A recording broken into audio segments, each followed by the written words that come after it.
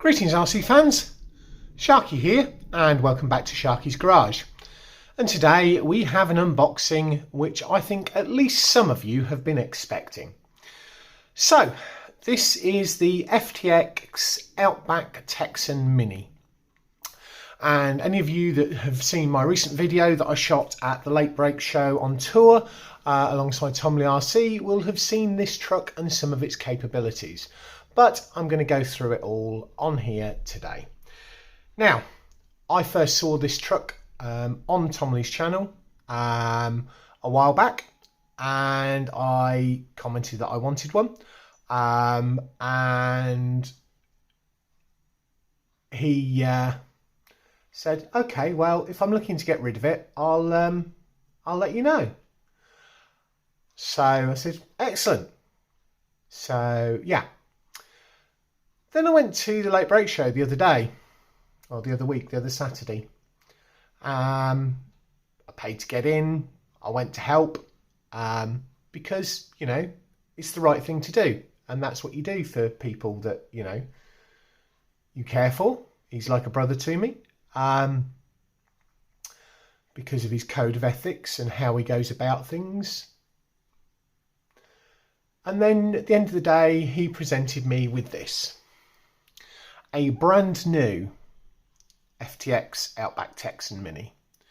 So, you know I like my coffee, as does he. Cheers, Phil. Thank you very much, brother. Looks like I need to clear up some spillage over there. So, let's get on with the unboxing.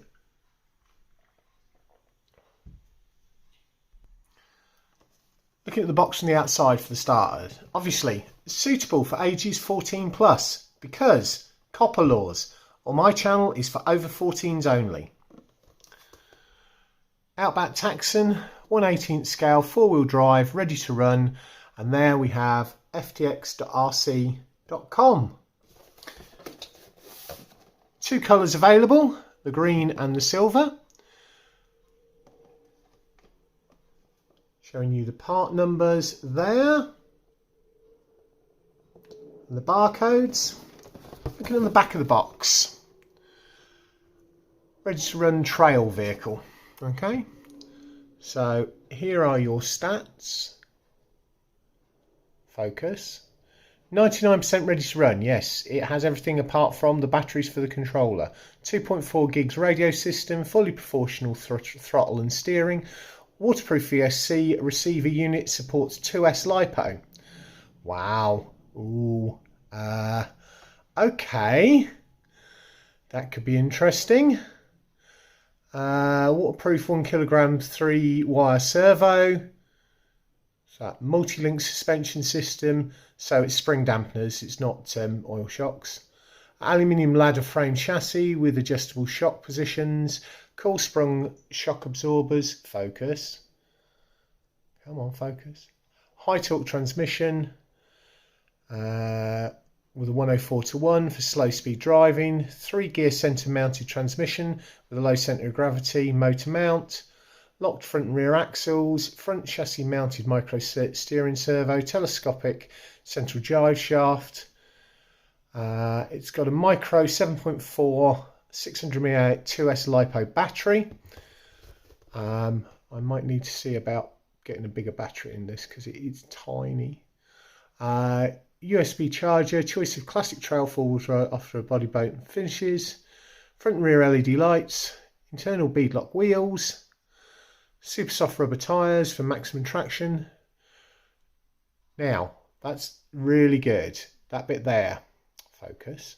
Front 65%, rear 35% chassis weight bias. That means it's going to make it quite good for crawling as well. Side foot plates with body guide, scale mounted body accessories. Now you might want to screenshot that for some of you because some of you may want to put different bodies on it. So it's length 265mm, width 115mm, height 130mm, ground clearance 25mm, weight of 280 grams, drive ratio of 104/1, wheelbase is 158mm, tyre is 57mm by 20mm, and it is on a hex. Okay, CML are the ones who own FTX, CML Distribution. So they're a UK-based company, although obviously these are made in China. Top of the box just gives a little bit of a look over. Bottom of the box gives detail in multiple different languages, including all that kind of stuff that I said there. You need 4 AAA batteries for the remote, which I will grab in a second. And I'll need to put the battery on charge before I do any driving sections. So that's it. I'm going to pause it now and get... Right, so I've popped it out of the box. You need 4 of these things. Interesting thing here, that comes off the back there. This comes out of here. See there, positive at the back, negative at the front. So, oh, and they're AAAs, not AAs. Ooh, nicely done, Sharky. Serves me not right for not reading. So, AAA batteries. Okay, I'll need to pick some more of these up because these are my last ones. Slides down inside the handle. And then this clips in there like that. Give you a nice stable unit that. Also for transportation it makes it easier. You can take it apart, transport the 2 parts independently. And then to use it, he says, can you do it one-handed? It just slides in there and locks in place. And that's that all done. Nice looking controller, buttons as opposed to dials, which is interesting. Got your reverse over here, your channel 3, which will be your lights. You've got your throttle trim on this side here, and you've got your steering trim on this side. We'll get onto that when we come to running footage. What else is included in the pack? Well, you've got one of these, which is 150 milliamp charging lead, USB charging lead, which is going to 3-pin, but it's only using 2 of them, 3-pin connector for charging, so you can use a standard balance charger if you so wish. You get a wheel hex, although I am not sure that this actually fits any of them. It's actually a 4.5 size nut, because I tried to pop these wheels off to see what the hex was. So yeah, one of those. You get a bind plug, you get some replacement springs, hard springs, 4 of those. You get a teeny tiny screwdriver, and you get a teeny tiny battery with a weird connector on it, which will make it difficult to put other different batteries in, but you know, I'm sure that can be fixed by chopping both ends off and using the other one as a converter. So this is a 600 milliamp hour 7.4 volt lithium polymer battery, so it's a Lipo, which is why this has got a bit more punch than most of them, because a lot of them are lithium ion.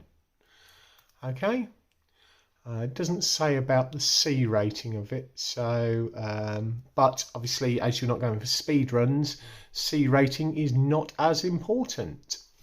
That's that. You've got the typical user manual in there, but let's get on to the truck, Sharky, because you're waffling again. Right, I'm going to go over the truck. So got front end with a bull bar, fake winch. The lights work. I love the details, you know, for the windscreen wipers. You know, this is a Dodge Power Wagon, basically, one of my favourite looking vehicles, pickup truck styles. Mirrors, I've actually got glass, I've got shiny stuff in them. I really love this. Be interesting to see whether I keep it this colour or whether I throw it at Keldon Raven at Raven Customs, get him to do a tweak up on this colour scheme, but it looks pretty good. Now this is, there are some of the others in this range that have a different body on, and they are, I found at the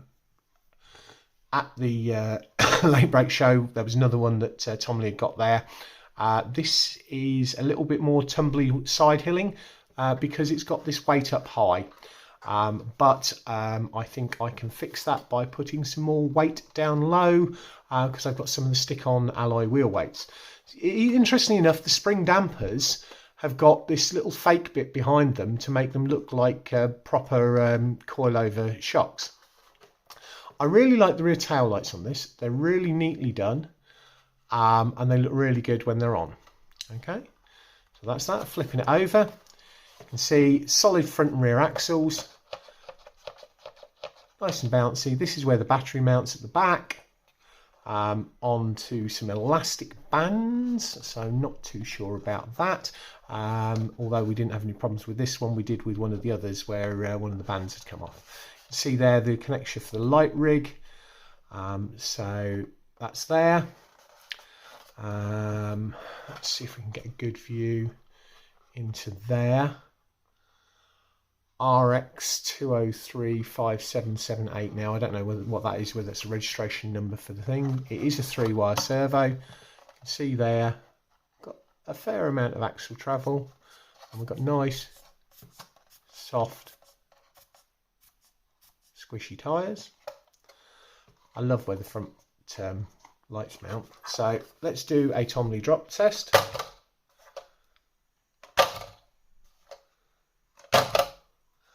Fairly bouncy. Right, I'm going to pause this while I pull the body pins out and show you what's underneath. Okay, so looking underneath, I need to pick that up in the other hand. So you can see here the light rig running for that, which is connected to those. If you are doing something that's a long trail run in the daytime, it might be something you might want to disconnect just to stop battery drain, because obviously replacement or second batteries for these may be a little harder to come by. You can see there it's got the combined ESC and receiver, and it's also got the fact that it can run Lipo or nickel metal hydride. I don't know whether you can see that. Can you see? Come on, focus. So there we go. Just here it shows you can be Lipo or you can run it with nickel metal hydride. Servo, where you need to put a bind plug in for any reason. It looks like interesting that the it's got a nice long aerial lead that's running along the chassis and up towards the rear. Battery connector lead, which I suppose you could easily just change that over onto a Dean's connector or probably an XT60. The other thing I like about these is that you can change the height of the body. You can see here you've got little holes through it. I don't know whether you can see that. Let's see if I can hold it differently to make it easier.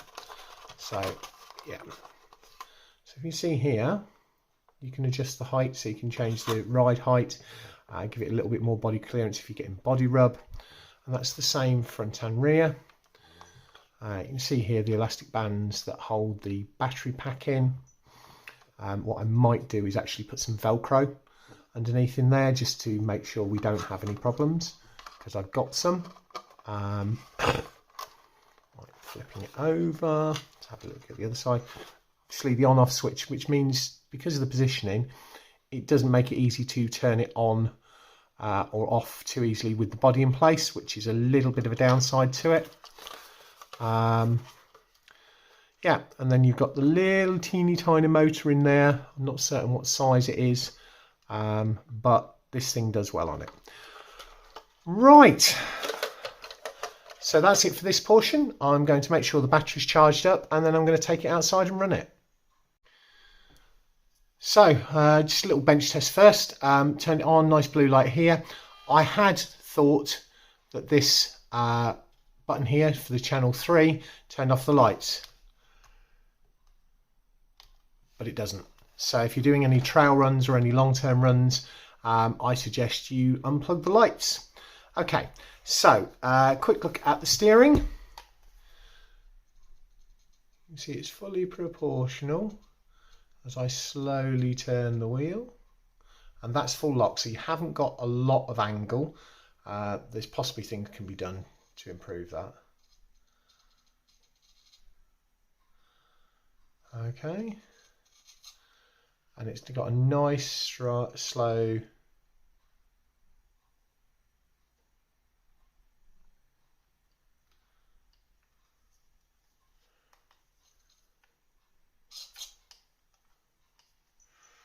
let's try this again.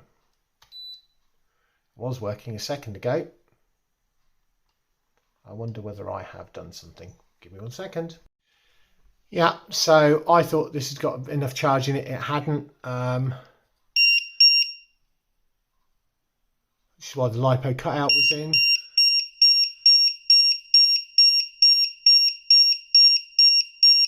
So I'll stick this on charge. Okay, some time later, I have charged up the battery. We now got fully proportional steering. We've got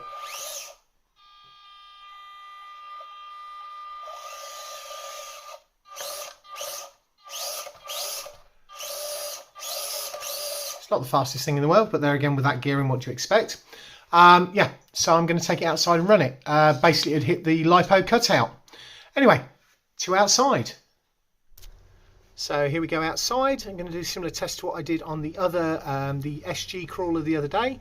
And actually tomorrow I'm taking this and the SG crawler and probably the FTX Ravine to the BERCC because it is the Memorial Day for my good friend Lenny Hogston, who recently passed away.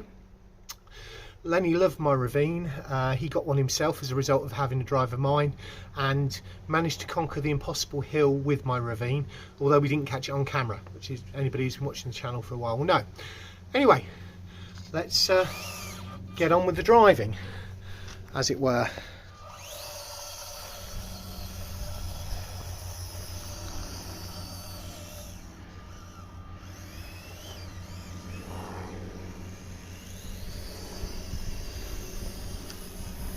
So that is flat out. See, it's not fast, but there again, for its scale and that, what would you expect? What I am going to do is pause this and set up this to record going over here. Hang on a second. Right, so we've got this set up. I'm standing on the gravel, so there might be a bit of background noise. You can see.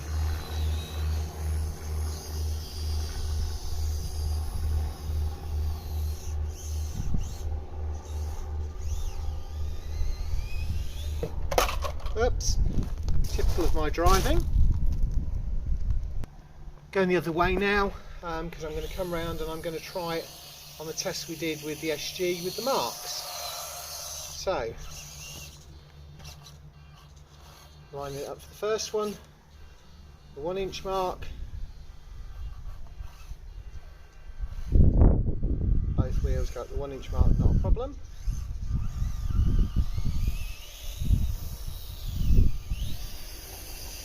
Right, let's go for the 2 inch mark.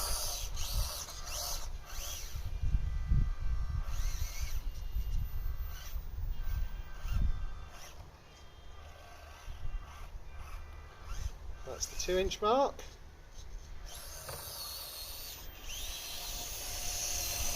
I don't think it will do the 3 inch mark, but we will try.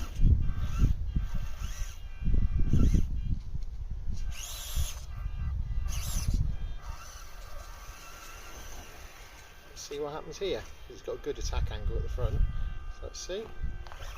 Oh, yes. Yes. What about that? Did the 3 inch mark. No chance it will do the 4 inch one.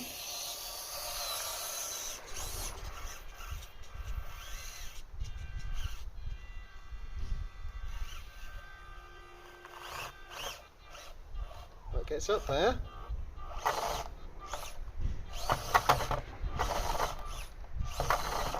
Let's have a go at 3.5, shall we? So we'll go halfway between the two.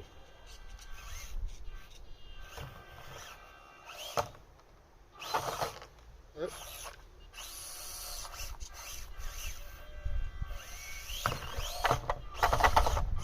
No. So let's have a look at the side hilling. Look at the axle flex.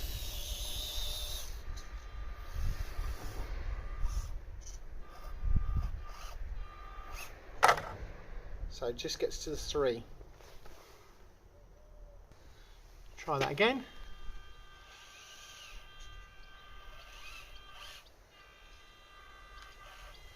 It gets to about the 3. Yeah, so about 3 inch before it tips over. Where did I get up to? Well, yeah. Anyway, that's going to be it for today. Don't forget to like, comment, subscribe. Check that you've got the notification bell on so you don't miss any of my video uploads. And leave me something down in the comment section and I'll catch you all soon. Bye.